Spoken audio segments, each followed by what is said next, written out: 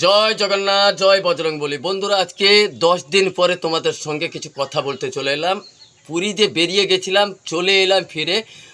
ওই কাঁদার ভিডিও একটা ছেড়েছিলাম বলে মানুষ আমাকে কত রকম উপহাস্য করেছে, জানো কি আশিস? হ্যাঁ বলো।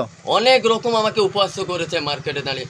বলে যে ও তো পিছনবার গেছিলো ভিডিও করে, ভাইরালের জন্য গেছে, ও বাসে তুলে দেয়। আরে ভাই, আমি রাত যেখানে যেখানে কাটিয়েছি তার লোকেশন তো মিথ্যে কথা বলবে না, না কি বলছো? হ্যাঁ হ্যাঁ। এবারও গেছিলাম ফিরে আসার জন্য কি না না, ফিরে না, যাওয়ার জন্য গেছিলে, কিন্তু গেছিলে। কিছু বাধা বিপত্তির জন্য তুমি চলে এসছো। জগন্নাথের কাছে যেতে হলে হ্যাঁ, জগন্নাথের কাছে যেতে হলে তোমাদের ভক্তি দরকার। মন থেকে ভক্তি না হলে কেউ যেতে পারবে না।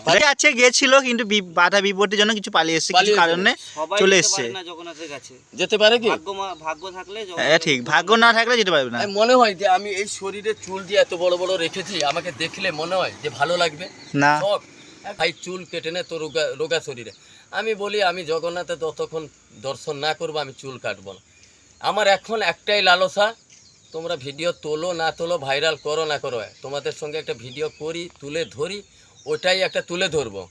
একটাই শখ এখন, জগন্নাথের দর্শন করা লালসা। তোমরা সবসময় আমার পাশে থাক। আমার বাধা কোথায় একটা কথা বলছি, বাধা ছিলেন বজরংবলী।